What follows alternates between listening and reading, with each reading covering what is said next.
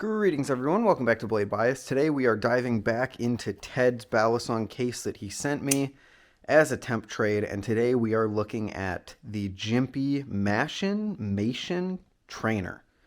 I don't know exactly how to say this, but this is one of Jimpy's first, if not his first, mass-produced trainer that he's putting out, and this thing is really cool for a couple different reasons. As usual, I'll read off the boring specs to give you guys all the info that you might want. These are 6AL-4V titanium, I believe channel handles with a modular weight system, 4.1 ounces at its lightest configuration, 10 inches overall, about 10 inches overall, with bushings and Zen pins, with a 440C stainless steel blade. I don't think I said that. Nope, it's a heat-treated 440C stainless steel blade. And you look at it and you might say, well, Ethan, why is it colored?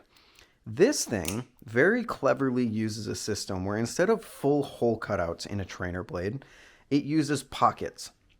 And inside these pockets, you can put these vinyl stickers to both customize your balisong, and according to his website, it kind of helps with public flipping maybe a little bit because you have those bright colors within the blade. And I think it's just a cool idea. It's not really something that we've seen before. I guess now we kind of have with the Bird of Prey, but that isn't as customizable. I think the idea here is you can get different color stickers, put them in here, and customize your Mashin, I really don't know, however you want. There is also an adjustable weight system down here. I'm pretty sure it's within these screws at the bottom here where you can kind of take it out and put in all the size weights that you want.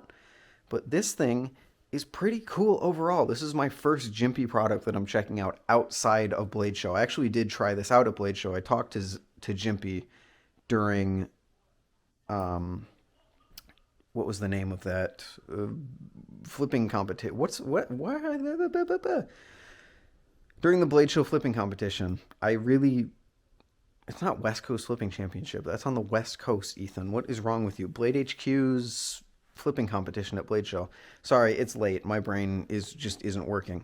I tried out a bunch of Jimpy's different things, and I tried this out, and I remember liking it, but I don't remember anything more specific than that. So I'm excited to try this thing out.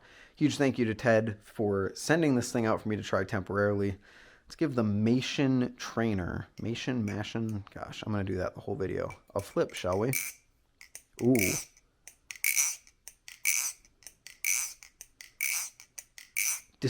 Despite being titanium, it almost has that kind of aluminum sound to it, which is really interesting. But yeah, I remember liking this thing quite a bit at Blade Show. Let's give this thing a flip. It fans and choker fans amazingly. Holy cow. Yeah, that choker fans really, really well. That is a very serious bite handle indicator. Holy cow. Not only do you have these two indentations to let you know that you messed up, but this is also textured kind of like, I don't know, a Nautilus or a Prisma would be to let you know that you messed up. But honestly, the most interesting thing about this to me, kind of unstable chaplains, is the price. This thing retails for $290, at least that's the price that's listed on Jimpy's website at the time of filming, which for a titanium trainer is not bad. That puts it right in line with something like the Nemesis V2, and I think, given my current preferences, this is a really interesting balisong for to compete with the Nemesis V2. I understand the Nemesis V2 isn't in production anymore. It's just the thing that I've had. I think this also puts it in competition with like the Astra. Not really the Kite, but the Kite I don't think you can put in competition with anything. So flipping impressions. Fans and choker fans really well, but kind of unstable chaplains here. I don't have a ton of faith whenever I chaplain this thing. I think it has something to do with the fact that it has a really good choker fan.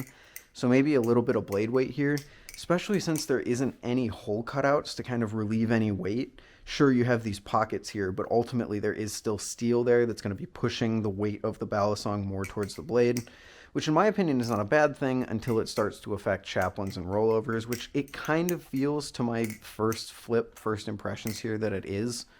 But that's going to be something that I test more for the secondary video. I am having trouble hitting giraffes on it, which could be yet another indicator of its blade weight. It almost seems like it's kind of unpredictable in the air. I mean, just to make sure I'm not crazy here, where's my Superfly? Let me try and hit a... I mean, this could just be a skill issue on me. Oh, I think it is. Did I forget how to giraffe? No. I mean, that was really segmented, but I can do it. There we go. Okay, that was just a skill issue. Don't worry about me. But yeah, whenever I go into a chaplain on this thing so far, unless I make like big circles or specifically slow myself down, if I chaplain at my normal speed, it just feels like it's going to fly off at any moment, and I don't have a ton of faith in it that it's going to stay on my fingers. Which, I mean, isn't a deal breaker, but it's definitely a little bit jarring when you're flipping a balisong like this. You go into a chaplain that kind of feels that unstable or shaky. You're like, oh, okay, this combo's dead. I'm going to lose it. Let's try 0 Gs. Yeah, not the stickiest on those chaplains and rollovers. I am kind of feeling a little bit of inconsistency throwing the rollovers as well. Not as crazy as the chaplains, but still...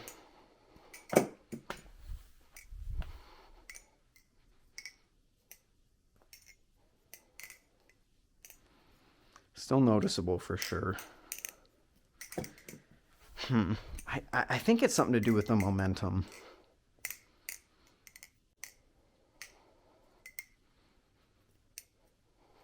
Let me just... oh, I know what we can do. Let's do the double around the thumb. Ah! See, that felt good. But as I transitioned, it like turned really weirdly. That feels good, which is interesting. Usually a balisong that isn't very good at rollovers or chaplains isn't going to hit that double thumb rollover very well. But it does. It actually feels incredibly sticky when I do that.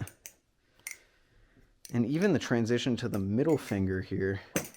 There is a little bit of weirdness on that transfer where it kind of hesitates for a minute. But if you kind of go with the flow of it... I mean, I can't say that feels awful. The transition into the whip rollover... at the end, no, see, even that, if you give it a little bit of time, it does it. I really like how it fans in choker fans. I really like the feel of it. I like the whole pattern. It's not sharp anywhere. There's no like machining burrs or anything that's going to hurt your fingers. The blade spine is not the most comfortable thing in the world, but it's comfortable. I think this might just be an example of a trainer that forces you to go at its speed. I just have to figure out what that speed is. There are some trainers that if you go too fast and you go too slow, or some balisongs, I should say, not just trainers, that if you try and go too slow or too fast, it'll definitely check you. It'll put you back in your place because it wants you to go a very specific speed. And if you don't go that, then good luck, man. And I definitely think that this is that. I just need to figure out if it's a slow flipper or a fast flipper, because even slow, there is a ton of weirdness there.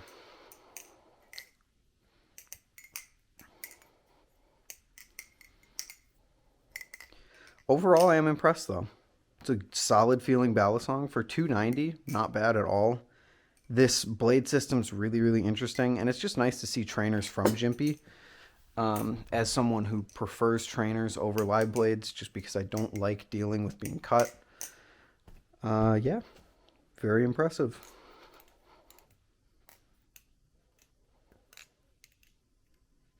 But yeah, going back to the Superfly just feels a little bit more consistent. So I'll have to figure out what's going on there.